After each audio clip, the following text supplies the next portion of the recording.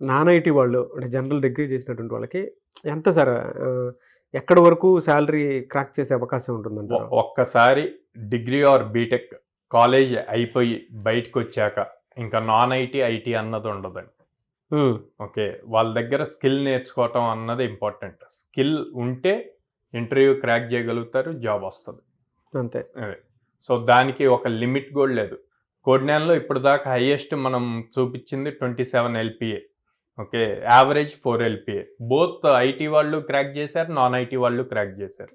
ఇంకా డిఫరెన్స్ అన్నది ఉండదు.